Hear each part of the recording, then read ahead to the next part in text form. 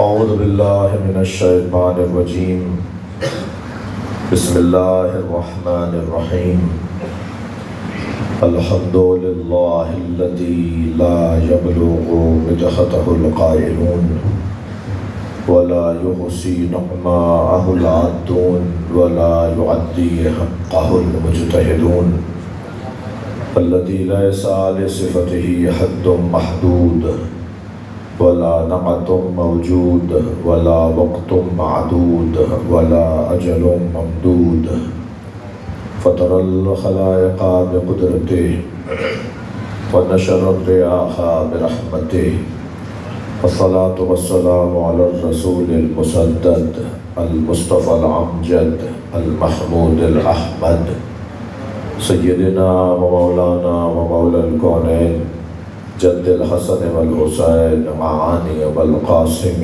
محمد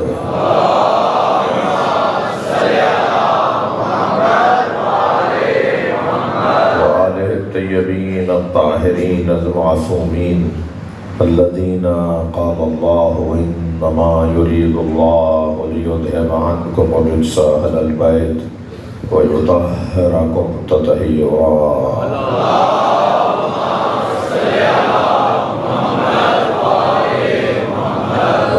اللہ علی اعدائهم اجمعین من یوم عداوتهم الى قیام یوم الدین اما بعد قال الحکیم فی قرآن الکریم بسم اللہ الرحمن الرحیم ولو اتبع الحق اهواءهم لفسدت السماوات والارض ومن فیہن صلوات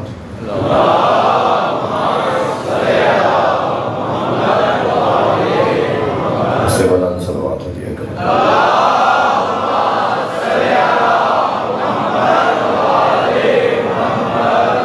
اس سے بھی بلند ممکن ہے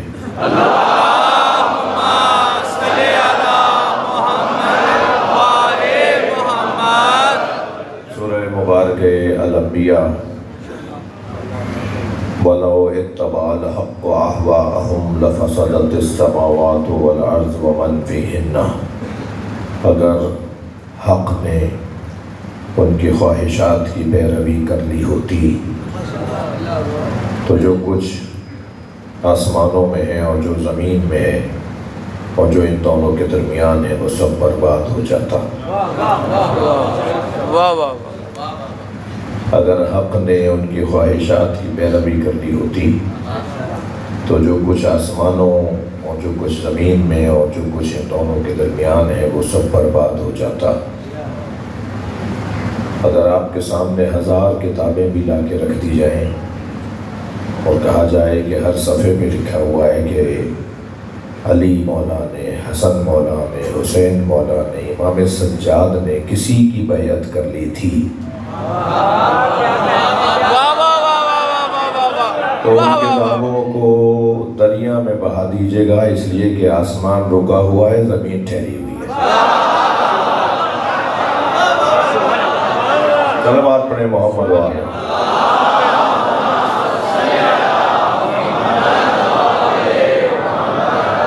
وَلَوْ اتَّبَعَ الْحَقُّ أَهْوَاءَهُمْ اگر حق نے ان کی خواہشات کی پیروی کر لی ہوتی تو لفسدت السماوات والارض ومن فیہن اور آسمانوں اور زمینوں کی حالت اور جو کچھ اس میں ہے اس کی حالت یہ ہوتی کہ وہ سب برباد ہو جاتا۔ حق کبھی بھی خواہشات کی پیروی نہیں کرتا، حق کبھی بھی خواہشات کی پیروی نہیں کرتا۔ حق کا کام خواہشات کی پیروی کرنا نہیں ہے۔ طاقت حق ہے یا حق طاقت؟ دیر ہو گئی جواب دیتے ہیں۔ طاقت حق ہے یا حق طاقت؟ جنہوں نے طاقت حق کہا وہ یہ طاقت ہے کہ اگر حق، دیکھیں حق کی طاقت دیکھیے، کہ اگر حق نے ان کی خواہشات کی پیروی کر لی ہوتی تو سب کچھ برباد ہو جاتا۔ حق تو کہتے ہی اسے جو سانس لے تو کائنات سانس لے، اب تو کہتے ہی اسے ہیں کہ جو ہو تو سب ہو، وَالصُّبْحِ إِذَا تَنَفَّسَ، یہ صبح کون سی ہے جو سانس لیتی ہے؟ یہ صبح کون سی ہے جو سانس لیتی ہے، اور جس کے سانس لینے پہ ساری کائنات سانس لیتی ہے۔ میں اور آپ سانس لے رہے ہیں کسی صبح کی وجہ سے۔ یاد رہے، حق کی زندگی میں کبھی شام نہیں آتی،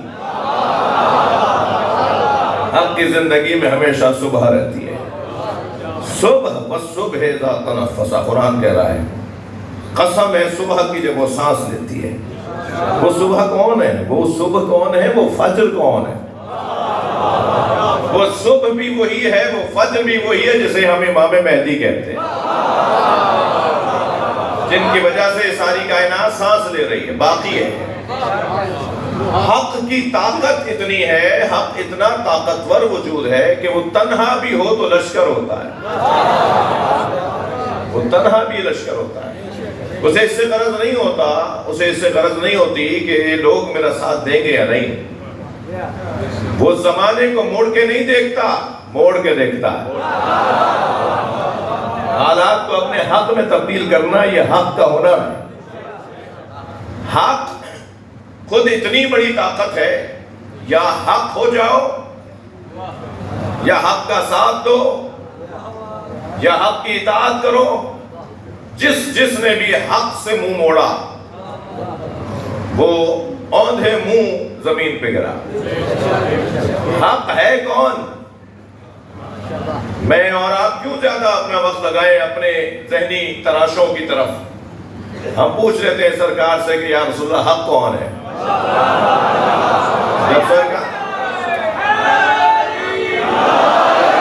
سرکار سے پوچھا گیا یا رسول اللہ حق کیا ہے؟ تو آپ نے فرمایا علی مع الحق والحق مع علی، علی حق کے ساتھ ہے اور حق علی کے ساتھ ہے۔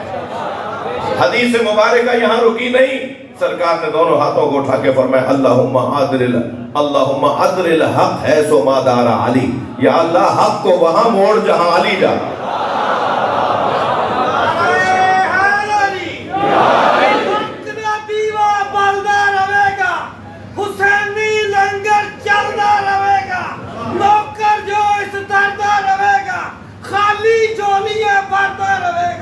منکر جو اس دردہ رہے گا، دولت دے وچ سردہ رہے گا۔ نعرہ حیدری، حیدری، علی کا منکر، علی کا بغض ہو جس سینے میں، قدم قدم پر میری کو لعنت وصول کرے۔ اور علی کے منکروں، جنت حرام ہے تم پر، دعا کرو جہنم تمہیں قبول کرے۔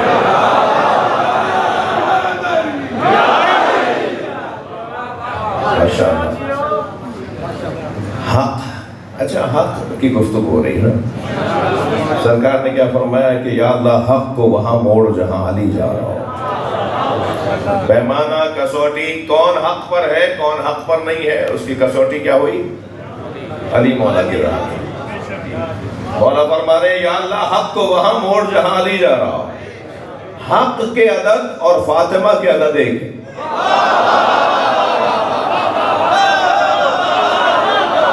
صلوات پڑھیں محمد و آلہ۔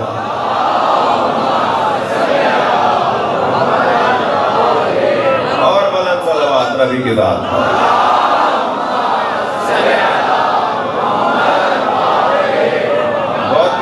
اس سے بلند صلوات سیدہ کی ذات۔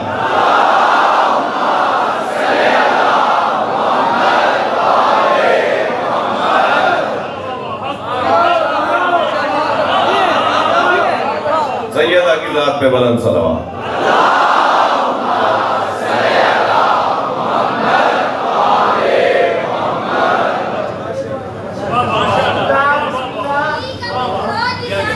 آگے آگے صاحب اچھا نہیں لگ رہا۔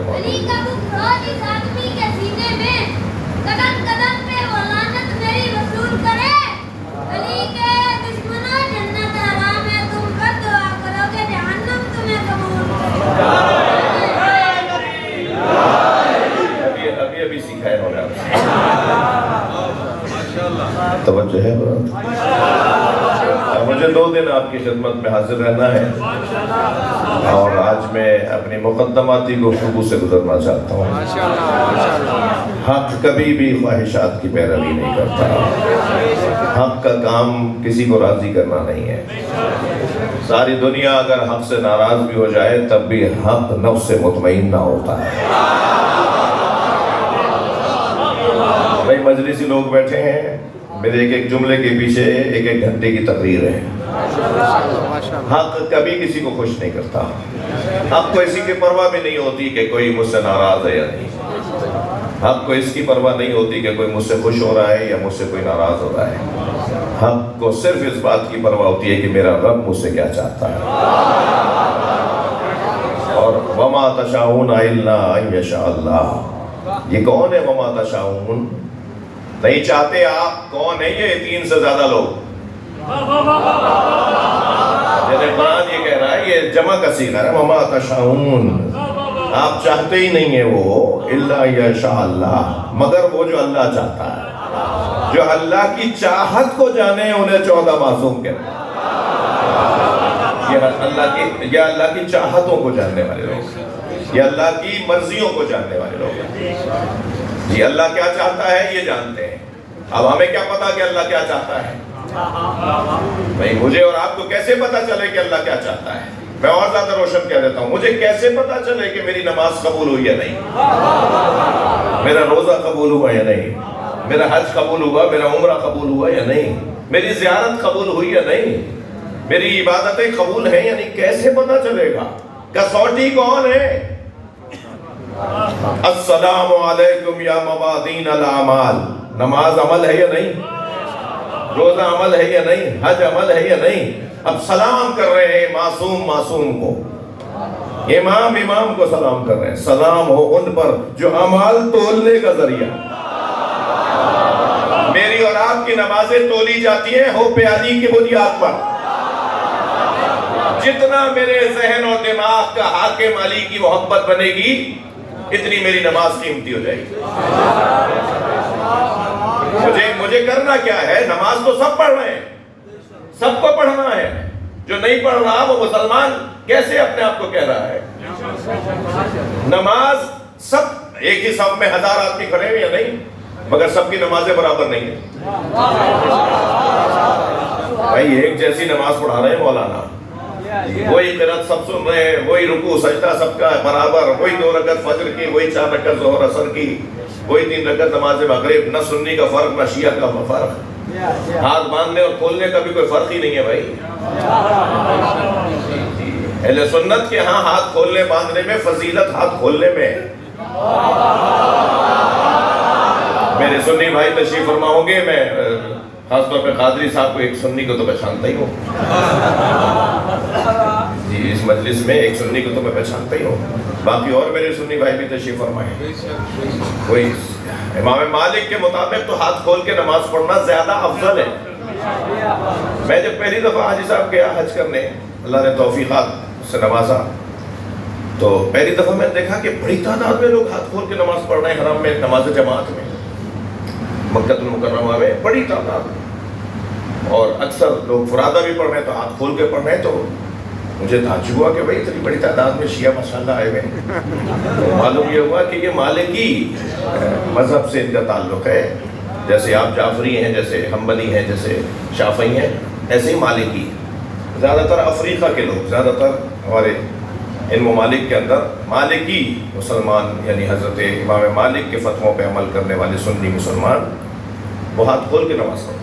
اور امام مالک فرماتے ہیں میں مدینے کا رہنے والا ہوں، میں زیادہ بہتر جانتا ہوں کہ نبی نے کیسے نماز پڑھی۔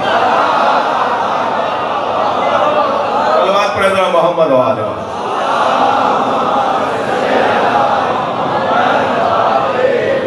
یہ تو بحث ہی نہیں ہے نا، ہاتھ کھولنے باندھنے کی تو مسئلہ ہی نہیں ہے، بحث یہ ہے ہی نہیں۔ بحث یہ ہے کہ نماز سب پڑھ رہے ہیں، مگر کس کی نماز کتنی قیمتی ہے یہ کیسے طے ہوگا؟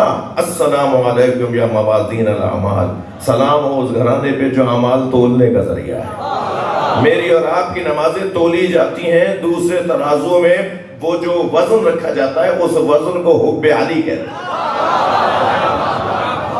ایک طرف نمازیں رکھی جا رہی ہیں، ایک طرف روزے رکھے جا رہے ہیں، اور دوسری طرف جو وزن رکھا جا رہا ہے، جو سنگینی رکھی جا رہی ہے، وہ حب علی کی ہے۔ اب ہر ایک کے نزدیک مولا علی مختلف ہے۔ میری اور آپ کی کیا حیثیت جب سلمان اور ابو ذر ایک جیسا علی نہیں جانتے؟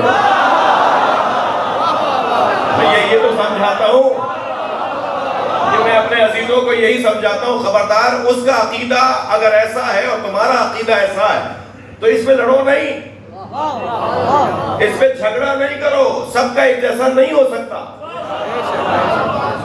معرفت کی بات کر رہا ہوں میں، معرفت سب کی ایک جیسی نہیں ہو سکتی۔ ایک ہی چیز کو کوئی کچھ اور دیکھ رہا ہوتا ہے، اسی چیز کو کوئی کچھ اور دیکھ رہا ہوتا ہے۔ خانہ کعبہ کوئی لے لیجئے، کوئی خانہ کعبہ کو غلاف میں دیکھ رہا ہوتا ہے۔ کسی کے نزدیک خانہ کعبہ ایک 4 گوشہ عمارت ہے، مربع شکل ایک عمارت ہے، اس کے علاوہ کچھ اور نہیں ہے۔ کسی کے نزدیک خانہ کعبہ رحمت برسنے کی جگہ ہے، کسی کے نزدیک خانہ کعبہ سجدہ کرنے اور قبلہ سمجھ کے اس کی طرف رخ کر کے نماز پڑھنے کی جگہ ہے، کسی کے نزدیک کعبہ سنگ میل ہے، اور کسی کے نزدیک کعبہ منزل ہے۔ میں آپ کی توجہ چاہوں گا، کوئی تو ہے جو کعبے کو کعبے کے لیے چاہتا ہے، اور کوئی ہے جو کعبے کو اللہ کے لیے چاہتا ہے۔ یہ دونوں مختلف ہیں۔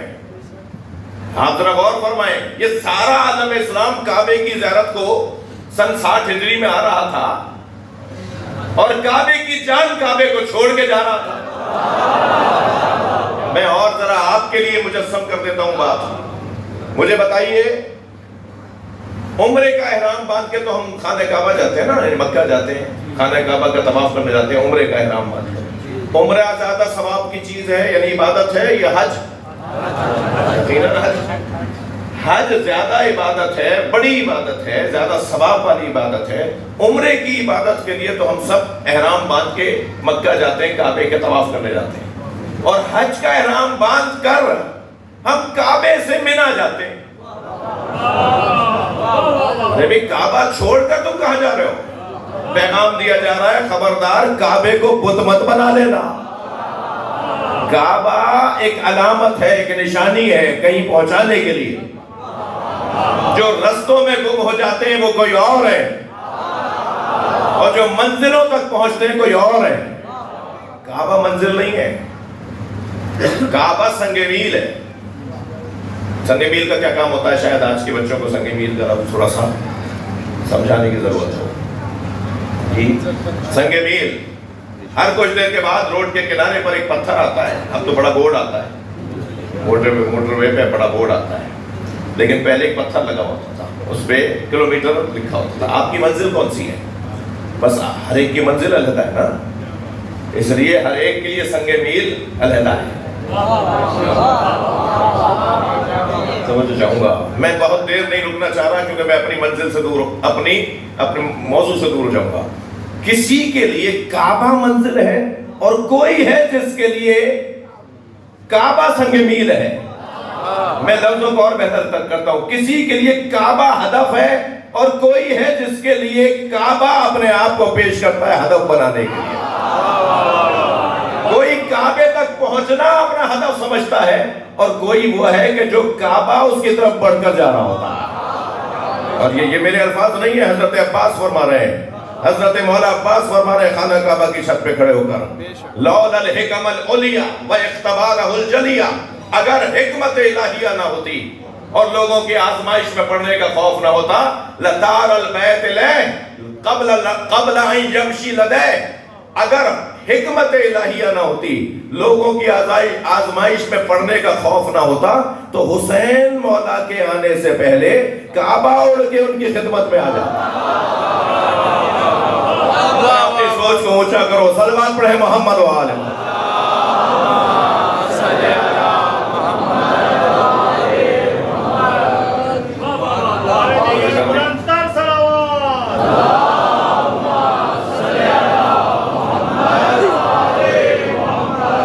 یہ طے ہے کہ حق خواہشات کی پیروی نہیں کرتا، حق اس بات کا خوف زدہ نہیں ہوتا کہ میں تنہا ہوں یا میرے ساتھ کچھ لوگ ہیں۔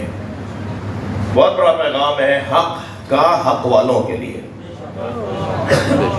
یہ بہت بڑا پیغام ہے حق کا حق والوں کے لیے کہ تم یہ کیوں سوچتے ہو کہ لوگ ہمارا ساتھ نہیں دیں گے، ہم اکیلے کیا کر لیں گے، ہم ہی یہ کیوں کریں، ہمیں ہی یہ مصیبت کیوں آئی ہے، ہم ہی رہ گئے ہیں کیا؟ نہ حق ایسا سوچتا ہے، نہ حق والے ایسا سوچتے ہیں۔ وہ یہ نہیں سوچتے کہ میں تنہا یہ کام کیوں کروں، وہ یہ سوچتا ہے کہ یہ ذمہ داری ہے یا نہیں، اگر ذمہ داری ہے تو اسے ادا کرنا ہے۔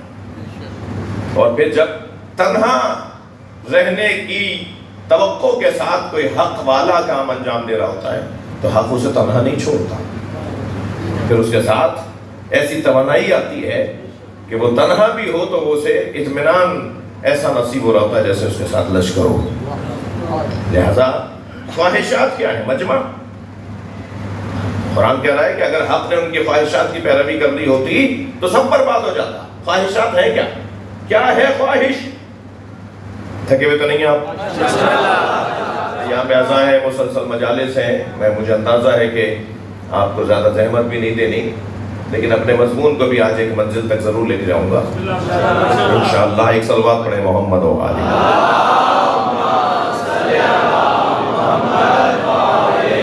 قرآن نے کیا اعلان کیا؟ اگر حق نے ان کی خواہشات کی پیروی کر لی ہوتی تو سب کچھ برباد ہو جاتا۔ وہ خواہشات کیا ہیں؟ خواہشات کا ایک عنوان میرے عزیزو کثرت اور قلت کو معیار بنانا ہے۔ زیادہ لوگ ہوں گے تو ایسا ہم کریں گے، جی لوگ کم ہیں بھائی اس لیے ہم یہ کام نہیں کر رہے۔ تعداد کو معیار بنانا ہے، حتیٰ یہ تعداد کو معیار بنانے والے لوگ اتنا آنکھوں پر ان کی آنکھیں گویا نابینا ہو جاتی ہیں کہ وہ قبروں پہ جا کر گننا شروع کرتے ہیں کہ ہمارے قبیلے کی قبروں کو بھی گنو گے تب ہماری تعداد بڑی بہتر ہو جائے گی، یعنی مردوں کو بھی گنتی میں لاتے ہیں۔ نہیں، کثرت اور قلت خواہش نفسانی ہے۔ لوگ کم ہیں بھائی، مزہ نہیں آ رہا، لطف نہیں آ رہا، لوگوں کو بڑھایا جائے۔ بڑا مجمع ہوگا تو پھر ایسا ہوگا، مجمع کی بنیاد پر، تعداد کی بنیاد پر، یہ خواہش نفسانی ہے۔ لوگ ساتھ نہیں دے رہے، لوگ ساتھ نہیں ہیں، لوگ ساتھ دیں گے تو ہم ایسا کریں گے۔ یہ لوگ تعداد مجمع یہ پیمانہ کبھی نہیں رہا حق کا۔ واہ واہ واہ۔ اگر آپ حق پر ہیں تو آپ کی تعداد کم کیوں ہے؟ انہیں دو جواب دے دیجئے فوراً۔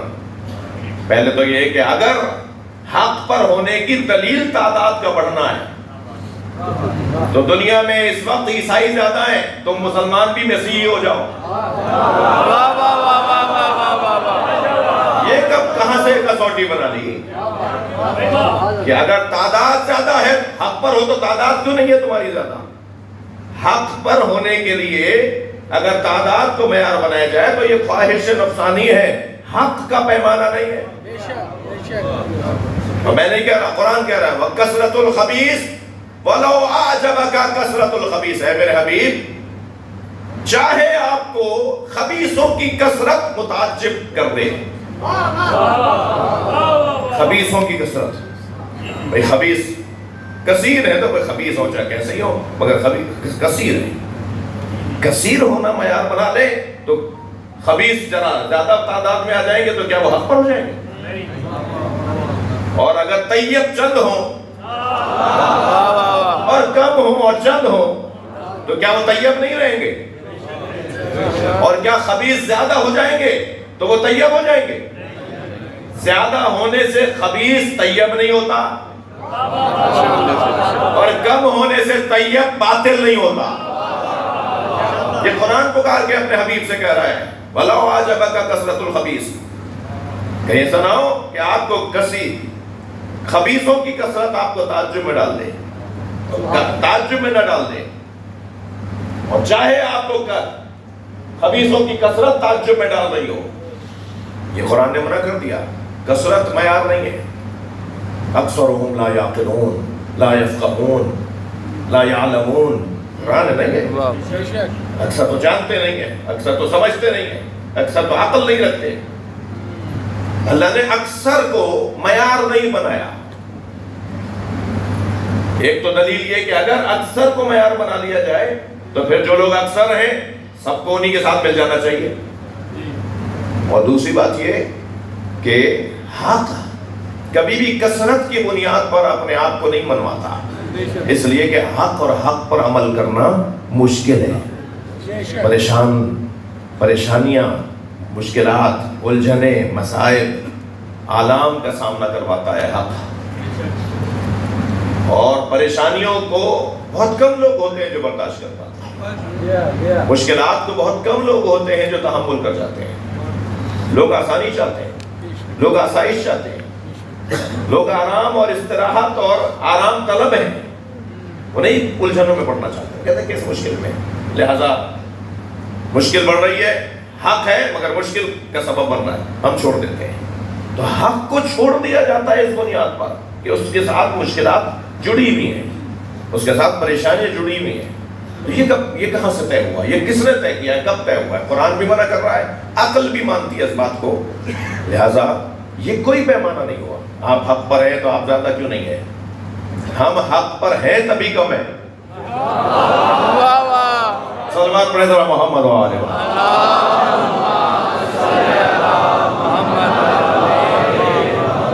تو ایک تو یہ عنوان کہ خبردار کثرت اور قلت کو نہیں دیکھا جائے. دوسری ایک اور خواہش نفسانی ہے.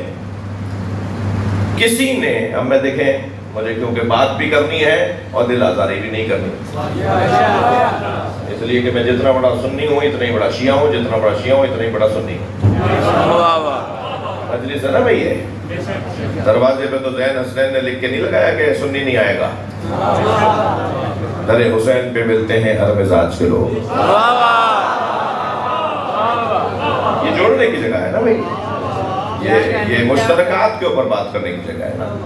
معقول بات کریں, مدلل بات کریں, قرآنی گفتگو کریں تاکہ خریدار خرید لے بات کو, یعنی لینے والا لے لے بات کو. تو بات بھی کرنی ہے اور دل آزاری بھی نہیں کرنی. کسی نے حضرت ابن عباس سے کہا یہ کہ علی کی لوگ بیعت اس لیے نہیں کر رہے کہ لوگ نہیں چاہتے کہ ایک ہی خاندان میں نبوت بھی ہو اور خلافت بھی. اب یہ خواہش نفسانی ہے. صلوات پڑھیں ذرا محمد و آلہ. اللہم صلی علی محمد و آلہ محمد. لوگ نہیں چاہتے کہ ایک ہی گھر میں, لوگ پسند نہیں کرتے اسے کہ ایک ہی گھر میں نبوت بھی ہو اور ایک ہی گھر میں امامت بھی ہو. اچھا یہاں میں ان بچوں کے لیے کہہ دوں کہ ہمارے یہاں نبوت اور امامت, نبوت معاف کیجئے گا, امامت اور خلافت دو چیزیں نہیں ہیں. ہم جسے خلیفۃ الرسول کہتے ہیں اسے ہی امام کہتے ہیں, اور جسے ہم امام کہتے ہیں وہی خلیفۃ اللہ اور خلیفۃ رسول اللہ ہے. یعنی خلیفہ اور امام دو وجود نہیں ہیں, ایک ہی وجود کو دو زاویوں سے دیکھا جاتا ہے. ایک ہی وجود کو دو عینکوں سے, دو زاویوں سے, دو پہلوؤں سے دیکھا جاتا ہے. یعنی جو خلیفہ ہے وہی امام ہے, جو امام ہے وہی خلیفہ ہے. یہ بات والی بات ہمارے بھائیوں کے ہاں سے آپ کے پاس آئی ہے کہ علی خلیفہ چوتھے ہیں, امام پہلے. اگر امام پہلے ہیں تو خلیفہ بھی پہلا ہونا چاہیے, اور اگر پہلے خلیفہ ہیں تو پہلا امام بھی ہونا چاہیے. یہ ایک ہی وجود ہے بھائی. کیسے ان بچوں کو میں جلدی سے ایک روشن جملہ کہنے کی کوشش کرتا ہوں. جسے ہم خلیفۃ اللہ کہتے ہیں نا اسے ہم امام کہتے ہیں, اس لیے کہ امام ہمارے ہیں, خلیفہ اللہ کے. نہ اللہ کے وہ امام نہیں ہے, ہمارے وہ خلیفہ نہیں ہے. ہمارے وہ خلیفہ نہیں ہے, اللہ اور اللہ کے رسول کے خلیفہ ہیں اور ہمارے امام ہیں. یعنی امت کی طرف سے دیکھیں تو وہی وجود امام, اور اللہ اور اللہ کے رسول کی طرف سے دیکھیں تو وہی وجود خلیفہ. وہ اللہ اور اللہ کے رسول کے امام نہیں ہے, ہمارے امام. وہ ہمارے خلیفہ نہیں ہے, ان کے خلیفہ ہیں. تو جو ان کا خلیفہ ہے وہ ہمارا امام ہے, اور جو ہمارا امام ہے وہ ان کا خلیفہ ہے. صلوات پڑھیں ذرا محمد و آلہ. محمد والے مجھے ابھی آدھا گھنٹہ مجلس اور پڑھنا ہے، تھوڑا تھوڑا سا صلوات پڑھتے ہوئے آگے آگے آئیے، صلوات پڑھتے ہوئے زحمت فرمائیے آگے آنے کا، صلوات پڑھیے، تھوڑا سا آگے آئیے۔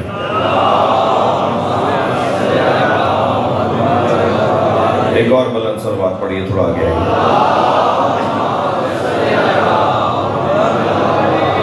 جو ہے باپ ذرا پیچھے اور اندر باہر بیٹھے ہیں، وہ اٹھ کے اندر آ جائیں تو عنایت ہوگی ان کی، تاکہ یہ میں سب کو اٹھا کے نہیں بلاؤں آگے، پیچھے والے آگے آ جائیں۔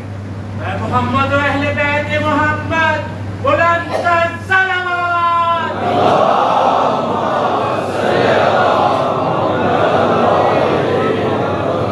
یہ میرے سیدھے اور بائیں دونوں طرف تھوڑا تھوڑا سا بدن کے مال پہ اب ان کا اعلان سننے والوں کہہ رہے ہو قرآن کافی ہے، سارا قرآن سننے والوں تیری رگ رگ میں خون یہ کہتا ہے، ہر آدمی تیرے آسان میں ہے، میں تو وہی نور ہوں جس کا نام آج کی کعبے کی واہ واہ بلند صلوات پڑھیں۔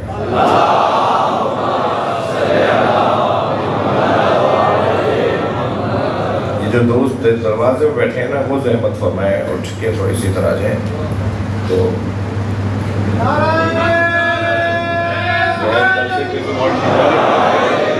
کل سے والنٹیئرس کو بھی ایسے سرکار سے عمران کی تاریخ سنی، میں سننا چاہتا ہوں۔ واہ واہ ایسے سرکار سے عمران کی تاریخ سنی، سلمان بھائی، ایسے سرکار سے عمران کی تاریخ سنی جیسے قرآن سے قرآن کی تاریخ سنی۔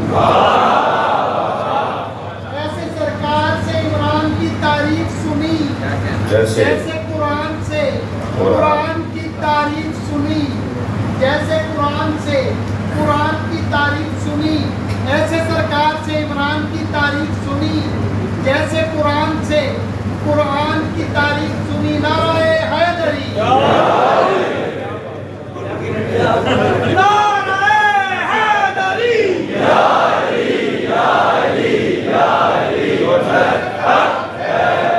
ہاں یاد آ گیا ہوگا۔ قرآن کی تاریخ سنی جیسے قرآن سے قرآن کی تاریخ سنی، جس نے بچوں کی طرح گھر میں رسالت پالی، بچوں کی طرح گھر میں رسالت پالی، تم سے نہ ایسے مسلمان کی تاریخ سنی۔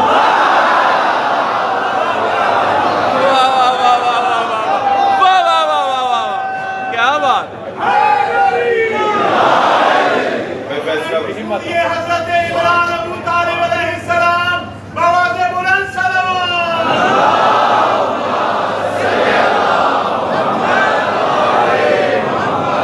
بھائی فیصل آباد کا محترم اور معظم اور منتخب مجمع ایک قرآنی بحث ہے، ایک قرآنی عنوان ہے جسے مجھ سے سن رہا ہے، اور بحث یہ ہے کہ حق کبھی بھی کسی کی خواہشات کی پیروی نہیں کرتا۔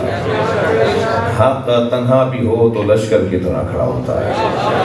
حق خواہشات کی، خواہشات میں ایک خواہش ہے کثرت اور قلت کے معیار کو، قلت اور کثرت کو معیار بنانا۔ قلت اور کثرت معیار نہیں ہے، حق معیار ہے، سچ معیار ہے۔ آپ مجھے خود بتائیے، حق طاقت کا میں نے جملہ کہا نا، حق طاقت ہے، سچ طاقت ہے یا نہیں؟ زیادہ بولتے ہیں یا کم بولتے ہیں؟ کم بولتے ہیں۔ اب آپ کیسے بولیں گے کم بولتے ہیں؟ مگر کم بولتے ہیں نا۔ حق طاقت ہے، مگر حق کا ایک عنوان ہے صداقت۔ سچ زیادہ لوگ بولتے ہیں یا کم؟ کم لوگ بولتے ہیں۔ کم بولتے ہیں، تو پھر کہہ دیا جائے کہ سچ حق نہیں ہے، نہیں کہیں گے نا۔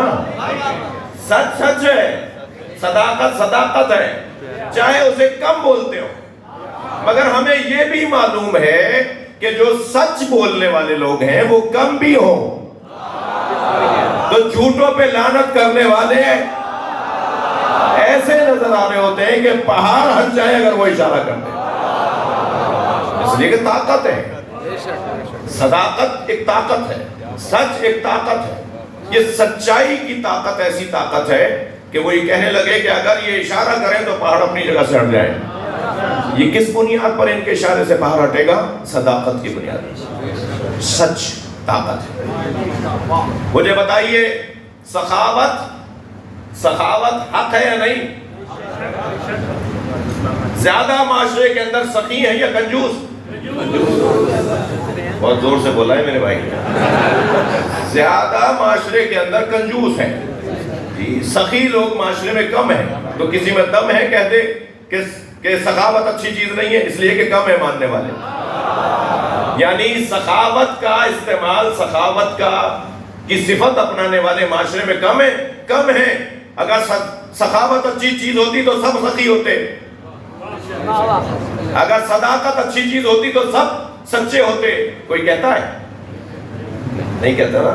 یعنی سچ بولنا اگر اچھی چیز ہوتی تو سارے سچے ہوتے. بھائی سچ بولنا اچھی چیز ہونے میں کوئی تردد نہیں ہے، مگر سب سچ نہیں بولتے، اس لیے کہ سچ بولنے سے پریشانیاں آتی ہیں. یہی تو ہم آپ کو سمجھانا چاہتے ہیں. علی حق ہے مگر علی کو سب نہیں مانتے، اس لیے کہ علی کے ماننے سے پریشانیاں آتی ہیں. صلوات پڑھیں محمد و آلہ.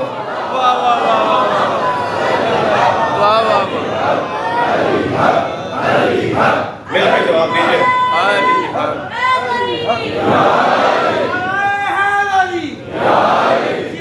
جیڑا کہندا علی حق اوتے کردا کوئی بھی نہیں. شک تو نہیں. حق علی حق، علی حق، علی حق، علی حق، علی حق، علی حق.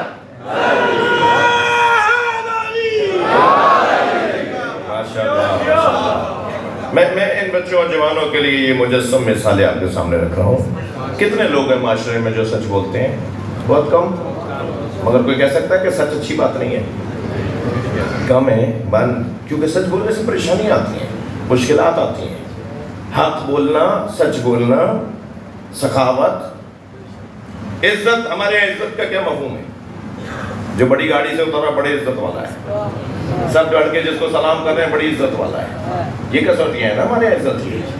یہ تو عزت کی کسوٹی نہیں ہے. عزت کہتے کسے ہیں؟ عزت کہتے ہیں کہ جو شخص اپنے وجود میں کسی غیر کو جگہ نہ بنانے دے وہ عزیز ہے. اور یہاں تو ہر آدمی نے، یہاں تو ہر دوسرے بندے نے، چلے ہر آدمی نہ کہوں بے ادبی نہ ہو جائے، ہر دوسرے بندے نے اپنے وجود کو کسی اور کے حوالے کیا ہوا ہے. پورے معاشرے کا حال خراب ہے. تو کہہ دیں نہیں، حق اور سچ پر عمل کرنا یہ مشکل ہے، پریشان آور ہے، پریشانیاں آور ہے، پریشانیوں کو لانے والا ہے. اس لیے یہ معیار نہیں ہے. اسی طرح ایک صاحب کہنے لگے حضرت ابن عباس سے کہ لوگ نہیں چاہتے کہ ایک ہی گھر میں نبوت بھی ہو اور امامت بھی ہو. تو لوگ تو نہیں چاہتے، اللہ کیا چاہتا ہے؟ واہ واہ واہ واہ واہ واہ. پہلے تو مجھے جواب دیجئے، ہاں نام ہے ہمیں لوگوں کی ماننی ہے یا اللہ کی؟ اللہ کی. لوگ کیا کہہ رہے ہیں، اللہ کیا کہہ رہا ہے؟ اگر یہ ٹکرا رہی ہو بات تو کس کی ماننی ہے؟ اللہ کی. لوگ کچھ اور کہہ رہے ہیں، اللہ کچھ اور کہہ رہا ہے. ساری دنیا مل کے بھی تو یہ لوگ بول رہے ہیں، اللہ کیا بول رہا ہے؟ اللہ تو سورہ انفال کے اندر ارشاد فرما رہا ہے والذین آووا ونصروا مغفرۃ ورزق کریم. جنہوں نے میرے نبی کو پناہ دی، جنہوں نے میرے نبی کی مدد کی، وہی واقعی مومن ہے. دنیا کہہ رہی ہے ابو طالب نے کلمہ نہیں پڑھا. اب لوگوں کی مانے، لوگ تو کچھ اور کہہ رہے ہیں، اللہ کیا کہہ رہا ہے؟ اب یہاں پر لوگ یہ کہہ رہے تھے بقول اس روایت کے کہ لوگ نہیں چاہتے کہ ایک ہی گھر میں نبوت بھی ہو اور امامت بھی ہو. تو بھائی اللہ کچھ اور چاہتا ہے جی. وجعل کے ایک بیٹے سے 600 نبی، ایک بیٹے سے ہمارے. تو اس کا جواب آ جائے گا کہ ہمیں اللہ کی ماننی ہے یا لوگوں کی؟ امام بنا رہا ہوں. یعنی اللہ نے حضرت ابراہیم کو نبی بھی بنایا، اللہ نے حضرت ابراہیم ہی کو امام بھی بنایا. ممکن ہے کوئی کہے صاحب نبی ہمارے نبی بھی تھے اور امام بھی تھے, ان پہ تو بحث ہی نہیں ہے. سرکاریں تو ایک ہی گھر میں نبوت اور امامت ایک ہی گھر میں ہو, یہ امت کو پسند نہیں. یہ ہے خواہشات. صلوات پڑھیں محمد. جب کوئی لڑ رہا ہو, لشکر بن کے لڑ رہا ہو, اور علی مولا کا تنہا لڑنا بھی اللہ کو اتنا اچھا لگا, تو ساتھ تو خوب بول سکتا ہوں نا میں. کسی کو کیا برا لگے گا, میں اس کو تھوڑی کہہ رہا ہوں.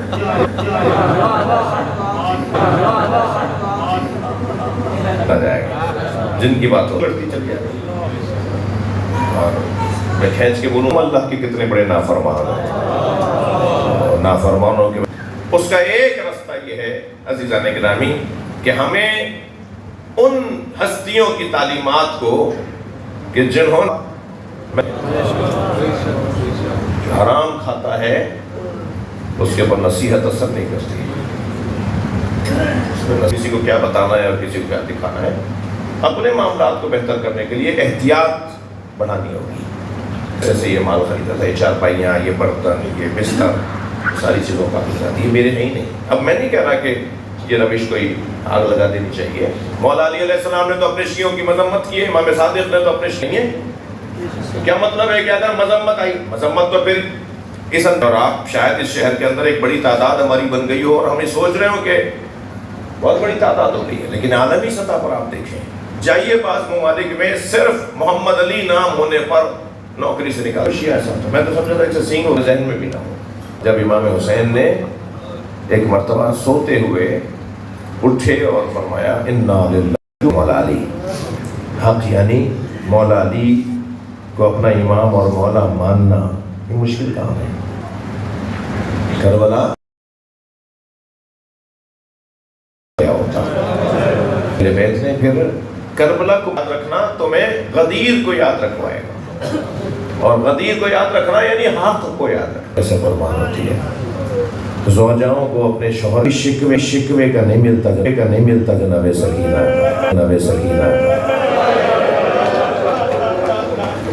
کربلا میں پیاسی رہی, اپنی خیمے جلتے ہوئے دیکھے, اجروں کو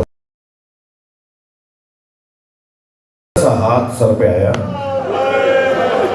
اور ظالم نے بالیاں کانوں کے دکھنے کا کہتی رہی, میرے کان دکھ رہے ہیں, اجرکم اللہ. مگر ایک جملہ بھی کوفے کے بازار, کوفے کا دربار, شام کا بازار, شام کا دربار, شام کا زندان, مگر کہیں کسی منزل پہ شکوے کا لفظ نہیں ملا, کہیں کسی منزل پہ. حتیٰ شب عاشور یعنی 9 محرم کو شدت عطش کی وجہ سے بابا کے دامن کو نہیں چھوڑ رہی تھی, اور بار بار کہتی بابا پیاس کی وجہ سے میرے سینے میں آگ ہے, بابا پیاس مجھے مارے ڈال رہی ہے. تو امام حسین نے اپنی بچی کو گود میں لیا اور خیموں کی پشت پر گئے, ایک پتھر ہٹایا تو تازہ پانی ابلنے لگا, چشمہ نکلنے لگا.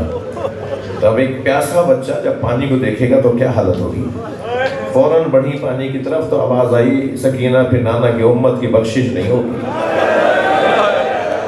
پھر لوگوں کے لیے مثال قائم نہیں ہوگی. سلام ہو اس بچی پر. بڑھتے ہوئے قدم رک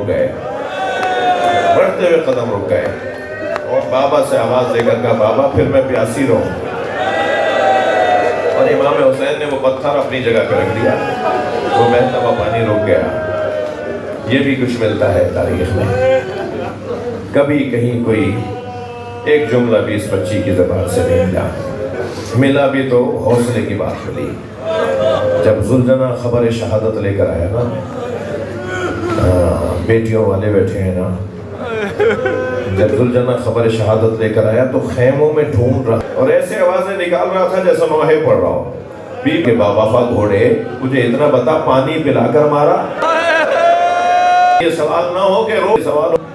دوسرا لاشا لانے کے لیے جاتے تھے, لاشیں تو رونے والوں بہت اٹھائے مگر 4 لاشوں پہ بہت روئے، زبان پر اور آنکھوں میں آنسو۔ پامال بھتیجے کا لاشا، حضرت امام حسن کے یتیم بچے کا لاشا، جائے زیر تکلف نہ کرے، پامال لاشا۔ جب لاشا لائے تھے نا حضرت امام حسین تو ساری بیویوں نے بڑھ کر استقبال کیا مگر اس بچے کی ماں نظر نہیں آئی، تو امام حسین نے جناب زینب سے تعجب کے ساتھ پوچھا، بہن زینب بھابیوں میں فرما نظر نہیں آ رہے؟ تو بی بی زینب کی خبر آئی تھی تو بھابی خیمے کی پشت پہ گئی تھی۔ اب بیویوں نے جا کے دیکھا تو کیا دیکھا؟ پیشانی سجدے میں ہے اور جناب تسبیح پڑھ رہی ہے، مگر ایک ماں مانگ رہی تھی نا کچھ ہی دیر میں بھی نے اپنی گٹھری اٹھائی ہوئی تھی، امام حسن کی قبر میں پھیلا دی۔ تو دوسرے لاشے کا نام بتاؤں، وہ ہے علی اکبر۔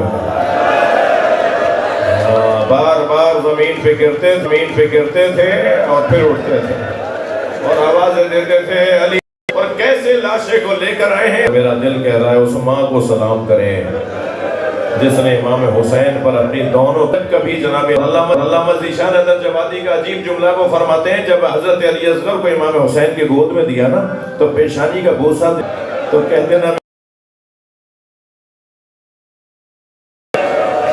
ایک بچہ ایک کمائی حضرت قربان کی، کہا مجھے مچھلی تل کے دے دو، تو دادی کی آواز آئی بیٹا محرم میں مچھلی نہیں کھاتے۔ علی اصغر کے تڑپنے کو مچھلی کے تڑپنے سے تعبیر، اما ترونا کیف یتلطع، دیکھ نہیں رہے میرا بچہ مچھلی کی طرح منہ کھولتا ہے اور مچھلی۔ دوسری کمائی کا نام بتاؤں، وہ ہے سکینہ۔ راوی کہتا ہے